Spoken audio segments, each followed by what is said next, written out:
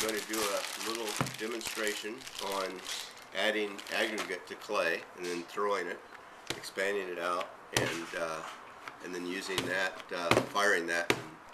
Well, I'm not going to show the firing, unfortunately, but I'll put that on the internet when it's done. Okay, I'll post it. I'm going to use these pieces for soda firing, so I want lots of texture, you know. Actually, I've already wedged up a couple of pieces here, but I'm going to show you how I did it.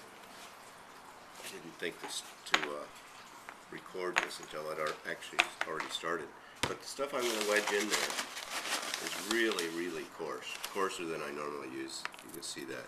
It's feldspar. It's actually Custer feldspar, rock, unrefined, just crushed up, but some really big pieces. And some of the pieces are really very sharp.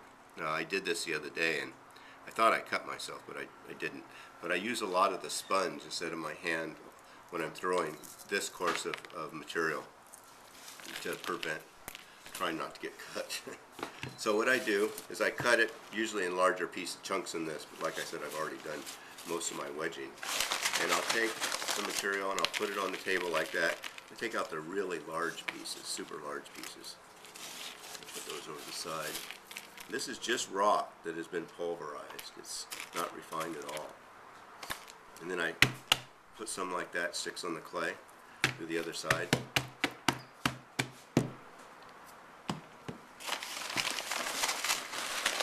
You can add more or you can add less. It becomes progressively more difficult to throw it if you add too much of it. And then at some point, your clay won't even stay together very well. You'll get holes in it. In fact, usually I get holes in it anyway. As you're expanding it out, that's what I mean, because these rocks start popping out. And these will melt slightly when they're heated to cone tin. They won't turn into a glaze-like material, but they'll get kind of glassy. They'll smooth out too.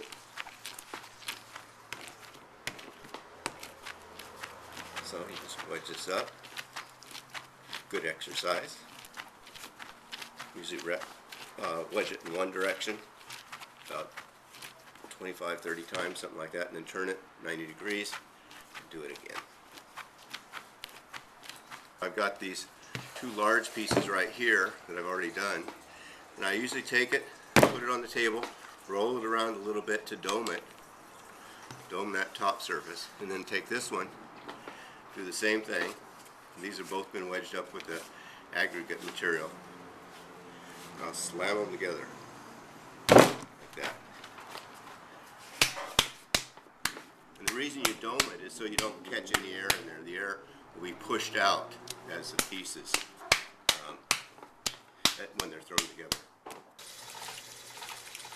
Wet it up. I am going to use a lot of the sponge because I don't really want to get cut on this. And you can buy other materials that are not so sharp. Somebody gave me this and I wanted to try it out.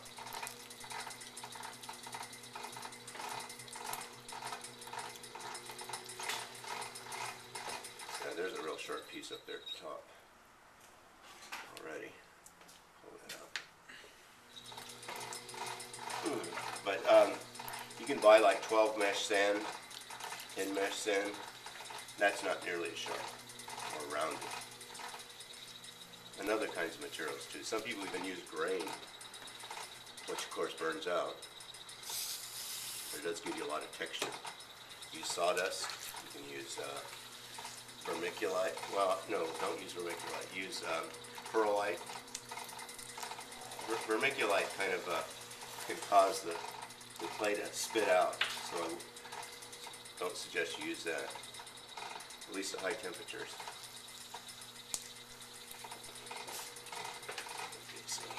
One little big push here.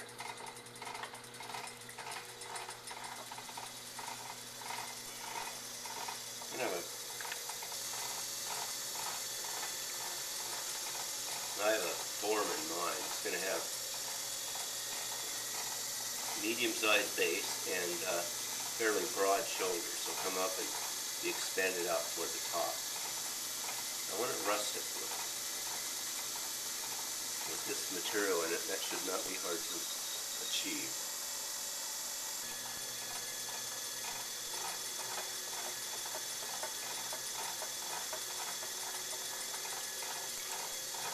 this point, make sure that you really compact and compress the bottom by coming from the outside area and coming in, pushing down really hard. You come in toward the center. Yeah, I'm going to use this to lift it because of the sharpness. Usually it looks like I'm using the sponge to lift it, but I'm really using my fingers. It's just there to keep the clay lubricated. And keep the neck in. If you allow it to flare out, you're going to end up with a wide bowl. And at a certain point, it's really difficult to correct that.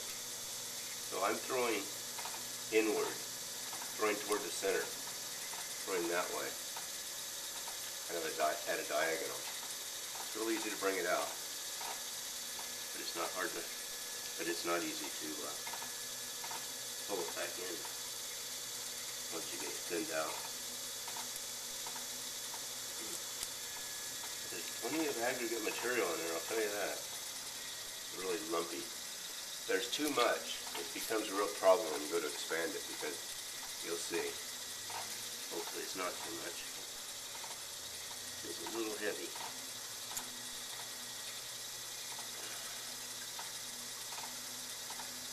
And these particles make it want to jump around like that too. It's going to do that if it's not very well centered as well.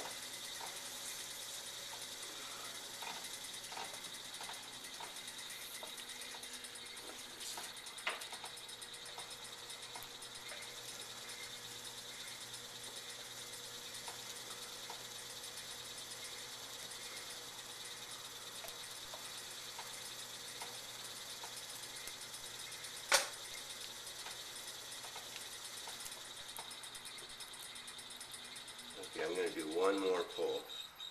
You can see the material in the clay now coming out, and it'll really get exposed when I thin this out even further.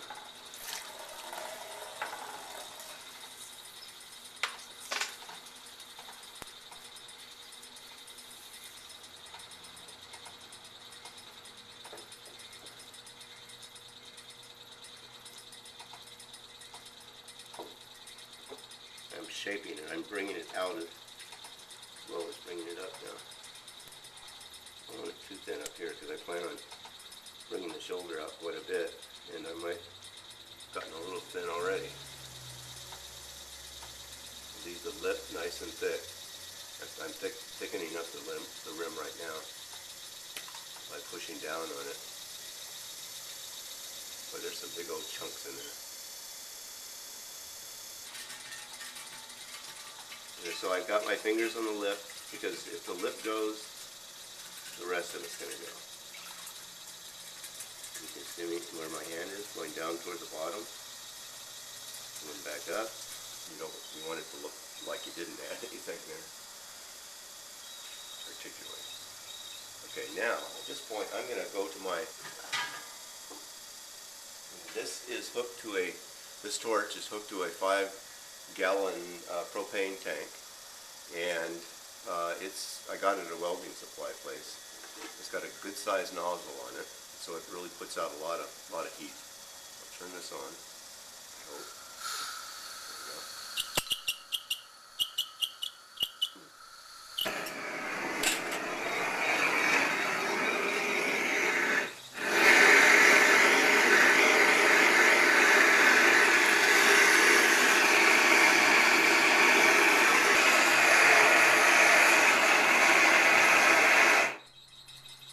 I did that for about 1 minute, barely over a minute, and if you look, I don't imagine the video will show up, but there's steam coming off the pot. The reason I did that is to strengthen the shoulder, because I want to work on the lip now, and I don't want this to cave in. It's still fairly soft though. I have to go back to the torch again. I want the lip to match the rest of the pot. That is, to be a little rustic. I don't want a real refined lip after I've done all this stuff to it. As a matter of fact, what I'm going to do, I'm going to try just tweaking this lip a little bit like this. Sometimes I like this result, and sometimes I don't. Now I'm going to continue throwing it. but not touch that top part.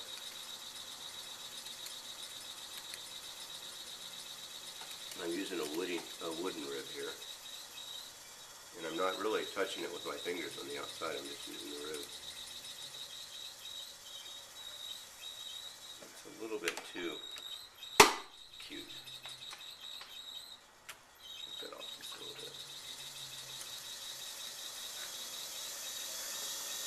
And you can, or I can at least, spend, I don't know, 15-20 minutes on the lift, just getting it like I want to, doing it over and over and over again. And finally it just fatigues and rips off or something. So, but you know, I want this kind of nuance to it. It doesn't exactly have it right yet, but it's not too bad. I'm going to try 2 ribs, one on the inside and one on the outside. See what that does. I'm looking at this surface inside here as well as the surface on the outside.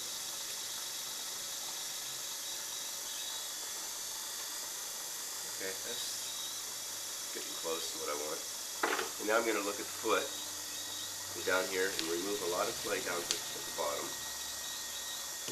And this is what gives the pot lift. When you really undercut this thing, cut way in there, remove a lot of clay.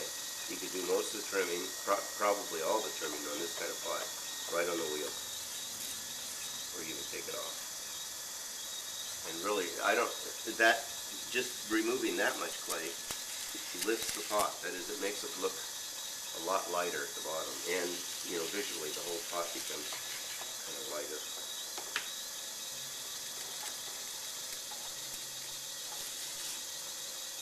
But I don't want to just cut straight down on that because I want that to be have this textural quality too.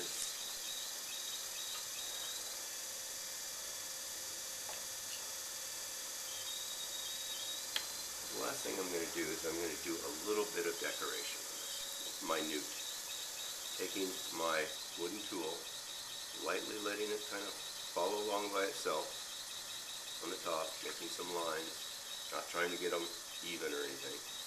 I'm going to take my serrated rib here and I'm going to pull out. Just really doing this lightly. I'm not trying to do much on this. Real minimal. It's already got lots and lots of texture, so you know, I could be overdoing it just doing this.